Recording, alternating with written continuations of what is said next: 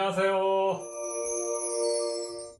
장창호 삼국유사. 지난 시간 가섭불 연좌석에 이어서 오늘은 고구려 초기에 있었던 탑 이야기입니다. 요동성 유광탑에 대해서 말씀드리겠습니다. 이 탑은 인도의 마우리아 왕조의 제3대 임금이었던 아소카 왕이 세웠다고 전해집니다.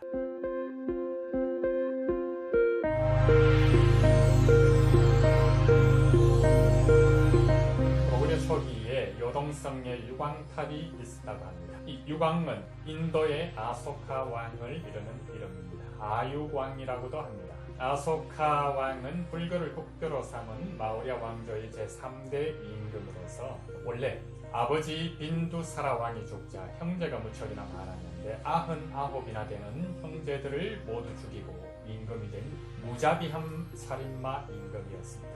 하지만 칼링가국을 쳐들어갔을 때 부하 10만여 명을 잃고 깊이 뉘우치고 불교에 귀의합니다. 그리고 이와 같은 노래를 부릅니다. 아소카 왕의 명령이다. 죄 없는 사람 죽이지 마라. 나도 백성 위해 살림. 나라 곳곳에 돌기둥 세워라. 이것은 나라의 법이니 암벽과 돌기둥 깎아 새겨라. 아소카 왕의 명령이다. 산 목숨 함부로 죽이지 마라. 사람들아 새겨들어라. 부모와 스승을 따르고 하인을 보살피고 노인에게 공손하라. 계급이나 지위보다 사람을 보라. 아소카 왕의 명령이다. 나보다 어려운 이웃을 도와라. 내 몸처럼 알뜰히 보살펴라. 사람과 동물 치료소를 세우고 약초를 길러 건강을 돌보라. 내 집처럼 민생을 살펴라. 아소카 왕의 명령이다. 가로수 세우고 우물을 파라.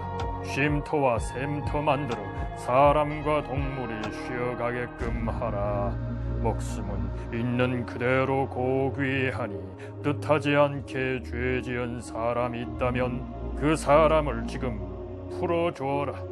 아소카 왕의 명령이다.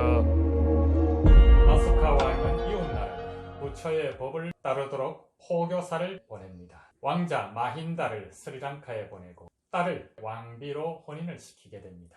스리랑카의 왕과 신하 4만여 명을 불교에 귀의시키기도 하고 시리아와 이집트, 마케도니아까지 포교 활동을 넓게 펼칩니다. 나라 곳곳에 탑을 세웁니다. 인도 안에만 해도 탑 8만 4천 기를 세우고 성녀들에게 많은 사원을 나누어주고 룸비니, 녹야원, 부다가야, 쿠시나가라의 불교 유적지를 순례를 하고 또 탑을 세웁니다. 사리불과 목련존자의 탑까지 세웁니다. 아소카 왕이 탑을 세우고 부처의 법을 받들면서 대승불교가 다시 일어납니다. 이제 부처의 법은 곳곳마다 퍼져나갑니다. 전 세계의 여러 나라에 경전을 전하고 부처의 말씀을 전하고 탑을 세웁니다. 그것이 고구려 초기 요동성에도 유광탑이라는 이름으로 세워져 있었습니다. 하지만 이것이 현재는 중국에 다른 탑이 세워져 있습니다. 나중에 말씀드리겠습니다. 성왕 때 유광탑이 있었다는 사실을 전해주는 노인을 등장시켜 이야기를 만들어 보았습니다.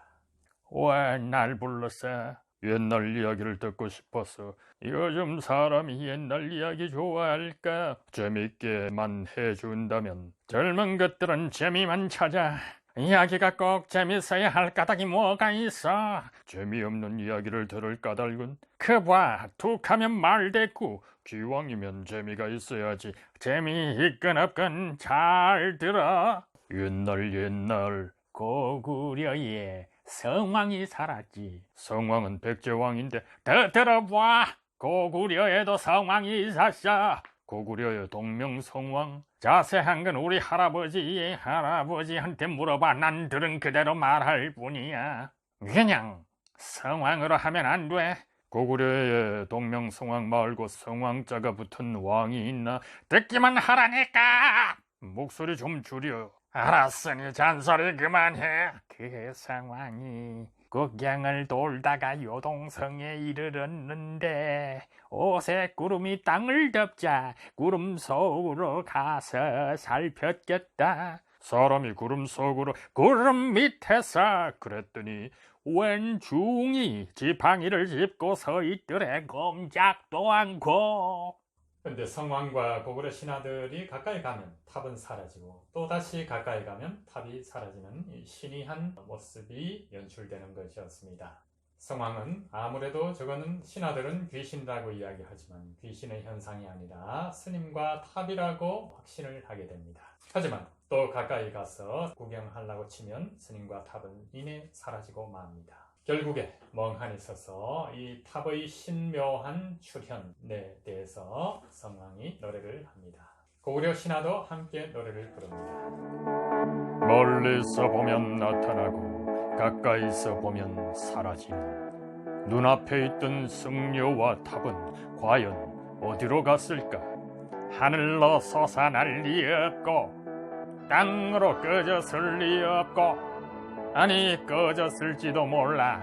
틀림없이 꺼졌어 눈앞에서. 이렇게 단단한 땅속으로 승려와 탑이 들어갈 리가 없어. 도통한 승려라면 뭘 못할까? 구름을 타고 하늘로 가고 용을 타고 바다 속에도 가고 두더지를 따라 지옥도 가고 땅속엔 굴이 있는데 물이 흐르는데 승려와 탑이 땅속에 왜 없을까? 있을지 없는지는 파봐야 알지. 여기를 파보면 알 수 있겠지. 세상은 알고 보면 단순해. 파보면 제 정체를 밝힐 테지. 해보지도 않고 없다고 하면 되나? 해 넘어가기 전에 땅을 파보자. 결국에 성왕이 신하들을 시켜 땅을 파보게 됩니다. 그 땅에서 과연 무엇이 나왔을까요? 신이 나옵니다. 계속해서 파내려갑니다. 지팡이가 나옵니다. 무엇인가 거대한 것이 나온 모양입니다. 성왕들어 구덩이 속으로 내려오라고 합니다. 왕의 입장에 땅 속으로 내려갈 수 있을까요? 우리의 동명성왕은 내려가기 전에 구덩이를 보며 노래를 합니다. 하늘만 보고 살다가 땅을 보니 기분 이상하고 눈앞이 어질어질. 하늘에만 신이 함이 있는 줄 알았지. 깊은 땅 구덩이 내려다보니 참으로 신기하고 두렵구나. 한참 들여다보니 어질어질. 내가 나를 잊어버릴 것만 같아. 언젠가 이곳에 묻힐 운명. 그 누군가 구덩이를 파고 내 죽음 내려놓고 파묻겠지. 그리고 언젠가는 파헤치겠지. 손이든 삽이든 짐승의 발톱이든 다 헤쳐서 필요한 걸 가지겠지. 땅 속에 들면 아득하리라. 그나마 땅 위에 산이 큰 소리 치지. 이 구덩이 슬쩍 보고 눈 돌리자. 하늘 보고 산이 내려가기 싫어. 구름이라고 생각이 되어서 주저주저하는 성왕을 신하들이 그게 아니라고 이야기를 합니다. 결국에 그 땅에서 돌에 새긴 그림이 나오는 거였습니다. 산스크리트로 된 문자가 새겨진 돌이었습니다. 불교 경전이 거기에 기록이 되어 있던 것입니다. 성왕은 이건 참으로 신이 하고도 기적과 같은 일이다. 부처님의 은덕이 있을 것 같아 해서 거기에다가 탑을 세우자고 이야기를 하면서 이렇게 신하들과 주고받습니다. 이 자리에다 탑을 세우자. 탑에 쓸만한 큰 돌들은 다 파버려서 쓰여겨서 들여와야 합니다. 돌탑 말고 다른 탑을 세우면 어떨까? 땅속 깊이 심어야 탑이 흔들리지 않을 테고. 그러려면 나무가 좋지 않을까? 높이 세우기엔 나무가 돌보다 어렵지만 할 수는 있습니다. 몇 층으로 할까요? 아까 우리가 본 탑이 몇 층이더냐? 3층, 5층인가? 7층으로 하자. 7층이나 공들여 세워보겠습니다. 멋지구나. 그런데 탑신에 벌레가 집을 지어 썩어 내려 엉질 것만 같구나. 가운데에 안 그래도 구멍이 났습니다. 새로 짓거나 층을 줄여야겠습니다. 짓자마자 허물기는 그렇고 5층이나 3층으로 줄이는 게 좋겠군. 처음부터 그랬으면 좋았을 텐데. 아무튼 줄이겠습니다. 탑의 높이를 줄이는 까닭 한 번쯤 생각하면 알지. 목탑 세우기가 쉽지 않아. 불교가 들어온 뒤에 알았네. 7층 목탑 세우려니 자꾸 무너져. 높이를 줄여 버티긴 해도 비바람 치고 벌레가 집을 지어 이내 썩어 무너질지 몰라.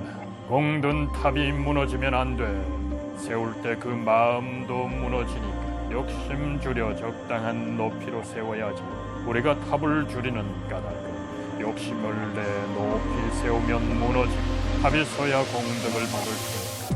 아깝다. 돈청으로라도 세워야지. 서둘지 마라. 태자가 왕이 되면 하도록 맡기고 우린 그만 가자. 왕은 바뀌어도 저흰 대를 이어 신하 노릇을 할 수 있습니다. 대왕을 따라 그만둘 사람도 있지만 일부는 남은 나랏 일을 볼 테니까요. 허튼 소리 말고 가자 할 때 가자. 대왕의 뜻을 이으려면 남을 사람은 남아야 합니다. 갈 사람은 가고 남을 사람은 여기 모여라. 누가 뭐래도 나는 갈 때 가는 사람이야. 유광은 인도를 통일한 뒤에 나라 안팎에다 탑을 세운다. 그러니 고구려 동명성왕 때 석탑을 세웠대도 이상할 건 없다. 탑이 없어진 뒤로 당나라 장군 서린귀가 고구려를 치려고 요동에 왔어. 수나라 황제가 요동에서 싸웠던 옛 땅을 살피매 길이 끊어진 것을 보곤 쓸쓸해서 길 가는 늙은이에게 물었지. 그 늙은이는 옛 땅 그대로라고 했어. 서린귀는 그 땅을 그림으로 그려서 돌아간 게야. 그만 갈까? 계속 할까? 조금 쉬십시다. 이어서 할까? 해야지. 다 끝났어. 우리가 마저 해야겠군. 이 몸은 그만 가겠네. 삼국유사에 나오는 이야기를 듣고 가야지. 아들이 막 손자를 낳았는데 보고 싶어서 안 되겠어. 그 요동성 유광탑의 자취를 증언한 노인은 사라지고, 또 이때 고구려 성왕은 어느 임금인지 사실 자세히 알 수는 없습니다. 그 어떤 이는 동명성왕이라고 하는데, 동명성왕은 서기전 37년에 임금이 되었고 서기전 19년에 죽었으니 그땐 불경을 기록한 페다라 나뭇잎이라고 있습니다. 그 나뭇잎이 인도에서도 발견되지 않았을 때이거든요. 인도에서 아주 멀리 떨어진 이 동북아시아의 고구려까지, 또 신하가 임금보다 어떻게 범어를 알아차릴 수가 있겠습니까? 당신은 누구? 미리 나왔어야 하는데 좀 늦었어. 제가 도와드리고 싶은데 어디에서 막힙니까? 고구려 성왕부터 성왕까지 막혔어. 옛 기록을 살펴보면 되지 않소. 여러 고전을 살펴보면 유광이 나온다. 여기서 유광은 아유광. 내가 바로 아유광이요, 아소카왕. 당신이 아소카왕? 귀신들아 모여라. 왕이 귀신을 부르는 걸 보니 저 귀신들이 감쪽같이 불탑을 지을 모양이다. 사람 9억 명의 탑 하나를 세워라. 탑 8만 4천 기를 우리나라와 이웃나라에 세워서 큰 돌 속에 감추어라. 9억 명의 탑이 하나라면 그때 인구가 대체 얼마지? 탑을 세워라. 세우고 또 세워라. 무조건 많이 세우란 말이다. 아소카왕, 보배로운 탑 나라 곳곳에 세웠네. 그 탑 비에 젖고 구름에 묻혀 이끼가 아롱져 있네. 이제야 생각해보니 그때 그 길손들이 본 눈이란 눈은 과연 몇 사람이나 신들의 무덤을 가리켰을까?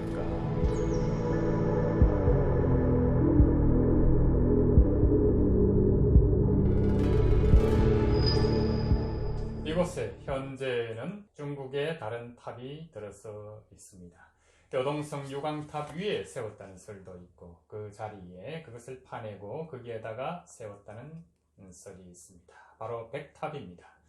아마도 중국 정부의 동북 공정의 일환, 또 이런 형태로 고구려의 유적이 있던 자리에 자신들의 기념비적인 물건들을 세움으로써 이곳이 원래 자신의 땅이었다는 것을 입증하려는 시도를 현재까지 계속하고 있습니다. 우리는 어떻게 해야겠습니까? 자, 다음 이 시간에는 가야의 금관성 화사석탑 편으로 여러분을 찾아뵙겠습니다. 또 뵙겠습니다.